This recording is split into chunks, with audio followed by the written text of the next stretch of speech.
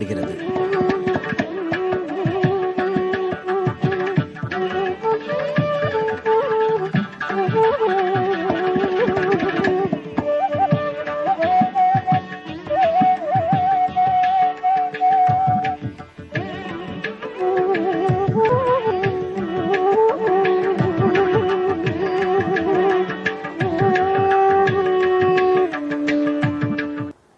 கைதி பிரம்மணோ நாம ஈசோகம் சர்வதேகினாம் ஆவாம் தவாங்கே சம்பூதௌ தஸ்மாத் கேசவநாமவான். கேசவ என்னும் சொல்லுக்கு இந்த ஸ்லோகம் பொருள் கூறுகிறது. க என்றால் பிரம்மா, ஈசன் என்றால் பரமசிவன், வ என்றால் அவர்களுக்குள்ளும் எழுந்தருளியிருந்து ஆட்சி செலுத்தும் பகவான். அவர்தான் கேசவன் கேசவன் கொண்டாடப்படுகிறார். கேசவனை இன்று நாம் தரிசிக்கப் போகிறோம். நம் கிளேசங்களையெல்லாம் போக்குபவன், அழகான குழல், கேச பாசங்களை உடையவன். இப்படிப்பட்ட எம்பெருமானை கடுக்கடூர் என்னும் ஊர் மதுராந்தகத்திலிருந்து சுமார் 30 கிலோமீட்டர் தூரத்தில் உள்ளது. சூணாம்பேடு செய்யூர் பாதையில் உள்ளது. கிழக்கு கடற்கரை சாலையில் கடப்பாக்கத்திலிருந்து 6 கிலோமீட்டரில் உள்ளது. இந்த புறம் கேசவ பெருமாள், நேர் எதிர்த்தாற்போலே தனி கோயிலில் கோதண்ட ராமன். இதோ கேசவனை தரிசிக்கிறோம். உற்சவமூர்த்தியை சேவித்துக் கொள்ளுகிறோம். வலது கை அபயமுத்ரா முத்ரிதம், அபயஹஸ்தம். இடது திருக்கை கதையை பற்றி உள்ளார். அழகான புன்சிரிப்பு மாறாத திருமுக மண்டலம், ஆச்சரியமான திருநாமம், ஆசன பத்மத்திலே அழுத்தின திருவடிகள், பக்கத்திலே உபய நாச்சிமார்கள், ஸ்ரீதேவி பூதேவி நாச்சியார்னு கூறுகிறோம்.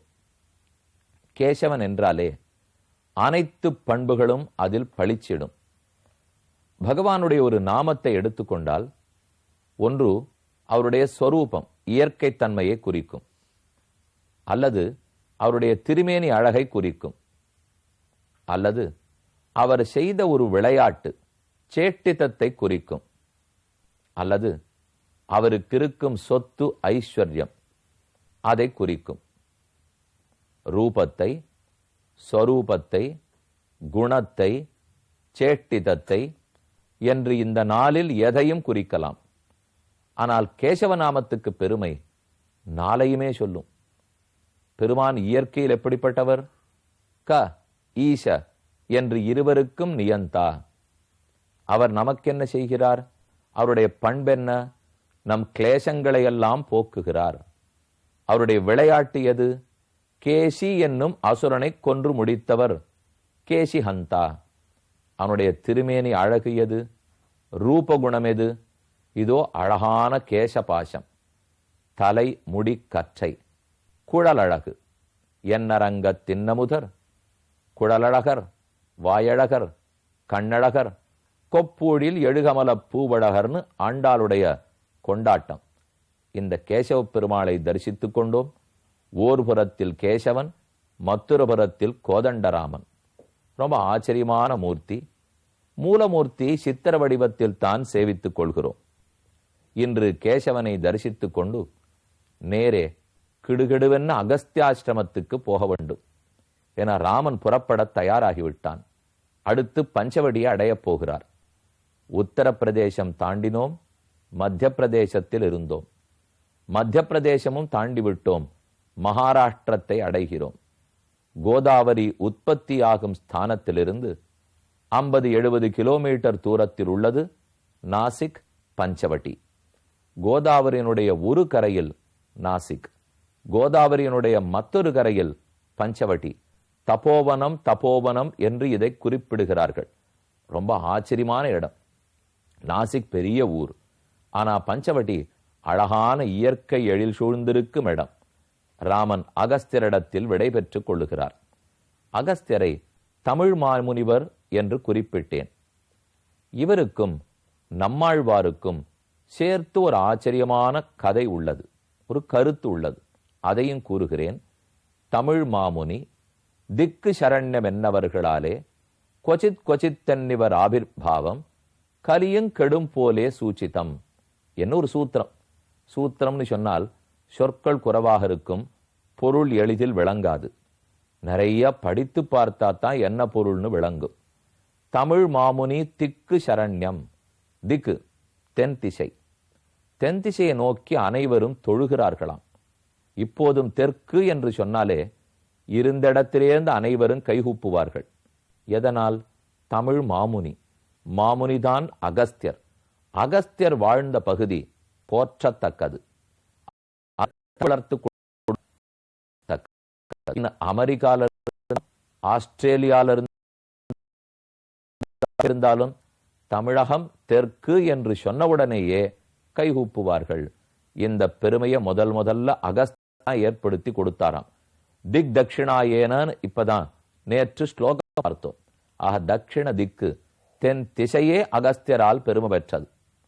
அடுத்து மற்றொருத்தலாலும் தென் திசை பெருமை பெற்றது. அவர்தான் சுவாமி நம்மாழ்வார். தமிழகத்தின் தெற்கு கோடியில் திருநெல்வேலி தாண்டி ஆழ்வார் திருநகரி திருக்குருகூர். அங்கு அவதரித்தவர்தான் காரிமன், சடகோபன், பராங்குஷன், நம்மாழ்வார். அந்த நம்மாழ்வாருடைய பாடல்கள் திருவாய்மொழி. ஓரொரு திருவாய்மொழியும் 11 பாடல்கள் கொண்டது. அதனுடைய கடைசி பாடல் தன்னை பற்றி கூறிக்கொள்வார்.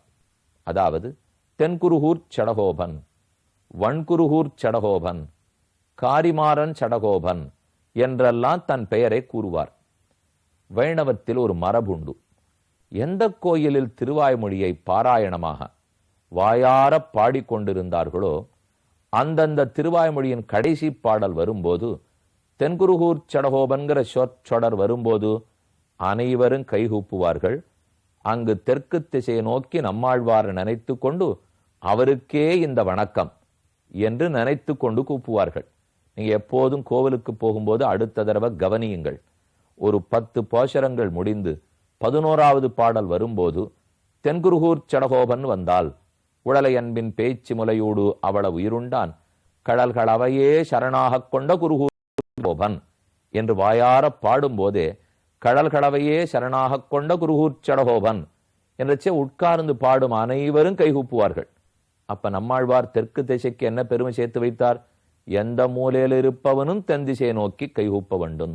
இவர் பிறக்க போகிறார்ங்கிறது பாகவத புராணத்திலேயே சுகாச்சாரியராலே கோடி காக்கப்பட்டது. கொச்சித் கொச்சித் தன்னிவர் ஆவிர்பாவம் கலியும் கெடும் போலே சூச்சிதம். ஆக அகஸ்தியர் தெற்கு திக்குக்கு பெருமை சேர்த்தார். அடுத்து நம்மாழ்வார் தென் திசைக்கு பெருமை சேர்த்தார். அந்த நம்மாழ்வார் பிறக்க போகிறார் என்பதை சுகர் பாகவத புராணத்திலேயே உணர்த்தினார். அதே நம்மாழ்வார் தன்னுடைய திருவாய்மொழியில் இனிமேல் கலியுகத்தில், அதாவது 1017ஆம் ஆண்டு ஆங்கில கணக்கில் அந்த ஆண்டு ராமானுஜர் அவதரிப்பார் அப்படிங்கிறத நம்மாழ்வாரும் கோடி காட்டினார். இதெல்லாத்தையும் சேர்த்து கூறக்கூடிய ஆச்சரியமான சூத்திரம் அது. தென் திசைக்கு பெருமை சேர்த்தவர்களை நாம் அன்போடு வணங்கிக் கொள்வோம். அகஸ்தியரிடத்தில் ராமன் விடை பெற்றார். அவர் சொன்ன திசையில் நடந்தார். 14வது சர்க்கம். அத்தஞ்சவட்டீம் கச்சன்னு அந்தரா ரகுநந்தனஹ ஆசசாத மகாகாயம் கிருத்ரம் பீமபராக்கிரமம். நுழைவதற்கு முன்னாலேயே பெரிய வடிவத்தில் இருந்த கழுகரசன் ஜட்டாயுவை கண்டார். ஆக ராமனுக்கு ஜட்டாயு உதவினது பிற்பாடு. முதலில் சந்திக்கிறார்கள். ஜட்டாயுவ ராமன் பார்த்து, நீரார் என்று கேட்க, உன் தந்தையாருக்கு மிக நெருக்கமானவன், உன் தந்தைக்கு நண்பன். தம் திருஷ்டுவாதோ மகாபாகவ் வனஸ்தம் ராமலக்ஷ்மணவ் மேனாதே ராட்சசம் பக்ஷிம் புருவானோ கோபவானிதி. ரொம்ப வியப்போட, நீர் யார்? இவ்வளவு பெரிய உருவத்தோடு இருக்கிறீரே, ஏன் இங்கிருக்கிறீர் என்று கேட்டார்கள். சதம் பிதம் மத்வா பூஜயாமாச ராகவா சதஸ்ய குலமவ்யக்ரம் சதஸ்ய குலமவ்யக்ரம் அதபப்ரச்ச நாமச்ச ராமஸ்ய வசனம் ஸ்ருத்வா குலம் ஆத்மானமேவச்ச. அவர் அழகான பதில் கூறினார். உன் தந்தைக்கு நான் சகா தோழன். ராமனும் அப்படித்தான் விரும்பி தன் தந்தைக்கு பெரியப்பனாக, தன் தந்தைக்கு அண்ணனாகவே நினைத்து ஜட்டாயுவை வணங்கினான். ராமனையும் தன் குழந்தையைப் போலவே நினைத்து ஜட்டாயு ஆசீர்வதித்தார். ராமனுடைய வச்சனத்தை கேட்டு, ஓ ராமா, தசரதன் எப்பேற்பட்டவன், நீ அவனுக்கு மகனாக பிறந்தது உன் பாக்கியம், என் இருவரும் பேசிக்கொண்டார்கள். அப்போது ஜட்டாயு தான் யாருக்கு பிறந்தோம், தன்னுடைய வம்சம் என்ன அப்படிங்கிறத சொல்லிக் கொள்ளுகிறார். கஷ்யப பிரஜாபதி, கஷ்யபர் அதிதியை கல்யாணம் பண்ணி கொண்டார். அதே போல கஷ்யபர் தாம்ரா என்னும் பெண்ணையும் மணந்தார். சுகி என்பவள் பிறந்தாள், அவளுக்கு நதா பிறந்தாள், நதாவுக்கு வினதா பிறந்தாள், வினதாவுக்குத்தான் அருணனும் கருடனும் பிறந்தார்கள். வினதாசுதன் வினதாசுதன் கருடனுக்கு பேர். அதே போல நதாவுக்கு அருணனும் பிறந்தாள்.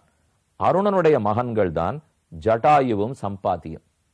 அப்ப அருணனும் கருடனும் கூட பிறந்தவர்கள். அருணனுடைய மகன்தான் ஜட்டாயு.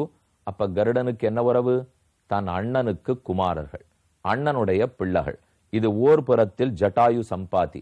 இப்போது ஜட்டாயுவை ராமன் சந்திக்கிறான். அடுத்து ராவணன் சீதையை தூக்கி போகும்போது ஜட்டாயுதான் எதிர்த்து போரிடப் போகிறார், மாண்டு போனார். இந்த செய்தி கேட்டுத்தான் ஹனுமான் சீதையை தேடப் போகும்போது சம்பாதிதான் கூறுகிறார், அதோ லங்கையில் சீதை சிறை வைக்கப்பட்டிருக்கிறாள் போலும். இவருக்கு தமையன், இவருடைய அண்ணன். ஆக ஜட்டாயு சம்பாதி 2 பேரும் கழுகுகள். இருவரும் ராம கைங்கிரத்திலேயே துறந்தார்கள். இன்னொரு பக்கத்தில் கஷ்யப பிரஜாபதி குரோதவசா என்பவளை மணந்து கத்ரு என்பவள் பிறந்து, அந்த கத்ருவுக்குத்தான் நாகர்கள், பலதலை பாம்புகள், ஆதிசேஷன் முதலான பாம்புகள் எல்லாரும் கத்ருவுக்கு பிறந்தார்கள். அந்த பாம்புகளுக்கும் கருடனுக்கும் தான் எப்போதும் போட்டி. கத்ருவினிடத்திலிருந்து தன் தாயார் வினத்தை அவளை மீட்டு கொடுக்கத்தான் கருடன் அமிர்தத்தை தேடி போய் அமிர்த கலசத்தை கொண்டு வந்தார்னு சரித்திரம் நீங்கள் கேள்விப்பட்டிருக்கலாம். அதெல்லாத்தையும் ஞாபகப்படுத்திக் கொள்க. இப்படி தன்னுடைய வம்சத்தை கூறினவர் வினதாச்ச சுகி பௌத்ரி கத்ருஷ்ச சுரசா ஸ்வசா கத்ரு நாகசஹஸ்ரம் து விஜக்ஞே தரணீதரான் தஜ்ஜ தஸ்மாத் ஜாதோஹமருணாத் சம்பாதிஷ்ச மமாக்ரஜா ஜட்டாயுருதி மாம்பித்தி சேனி புத்திரம் அரிந்தம. நான் தான் ஜட்டாயு, அருணனுக்கு பிறந்தவன். ராமா தெரிந்து கொள். சோகம் வாச சகாயஸ்தே பவிஷ்யாமி யதீச்சசி சீதாஞ்சதாத ரக்ஷிஷ்யே துவய்யாதே சலக்ஷ்மணே. நீ லக்ஷ்மணனோட கூட வெளியே போயிருக்கிறச்சே, சீதை தனித்து விடப்பட்டிருந்தால் அவளை காப்பாற்றும் பொறுப்பை நான் ஏற்றுக்கொள்கிறேன். என்ன தோணித்தோ சடக்கென கூறுகிறார். ராமா, நீ வெளியில போக வேண்டிய நிர்பந்தம் வந்தால் நான் காக்கிறேன். சதத்ர சீதாம் பரிதாய மைதிலீம் சஹைவதேனாதி பலேன பக்ஷிணா ஜகாமதாம் பஞ்சவட்டீம் சலக்ஷ்மணா ரிபூம் திதக்ஷன் சவனானி பாலயன். அவரிடத்தில் விடை பெற்று சீதை அழைத்து கொண்டு பஞ்சவடிக்குள்ளே ராமன் நுழைகிறார். 15வது சர்க்கம். தத பஞ்சவட்டீம் கத்வா நானாவ்யால மிருகாயுதாம் உவாச்ச லக்ஷ்மணம் ராமஹ பிராதரம் தீப்த சேதசம். லக்ஷ்மணனை பார்த்து ராமன் சொல்றார், இடம் மிக அழகாக உள்ளது, நல்ல பர்ணசாலை கட்டு.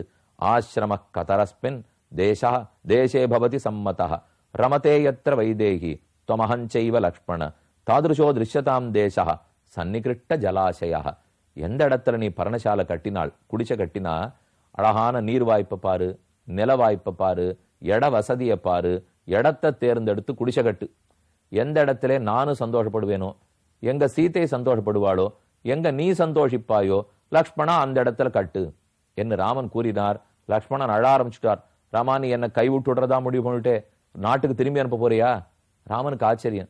உனக்கு கட்டுன்னு தானே சொன்னேன், நான் எப்ப திரும்ப போச்சேன்னா? இல்ல, உன் வார்த்தையை யோசிச்சு பார்த்தேன். எங்க உனக்கு திருப்தியோ, எங்க சீதைக்கு திருப்தியோ புரிஞ்சுது. எப்ப என் தலையில தனித்து ஒரு மகிழ்ச்சியை நீ வச்சியோ, அப்ப என்னை பிரிச்சு விட போறேன்னு அர்த்தம்.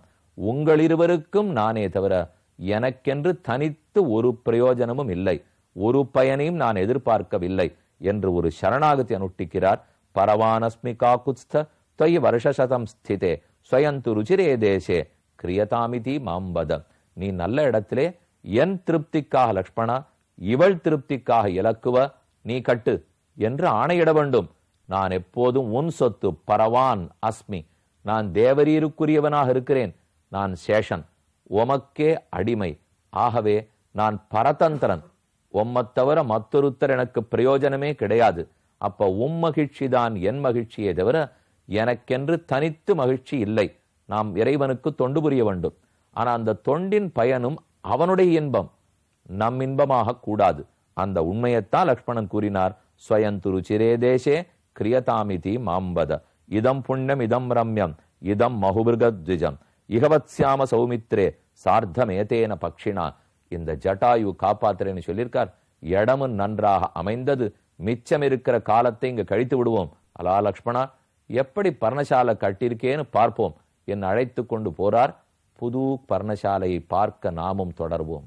அதே நேரத்தில் கடுக்கடூர் கேசவ பெருமாள் கோதண்டராம சுவாமி கோயிலிலிருந்து விடை பெற்று கொண்டு நகர்வோம்.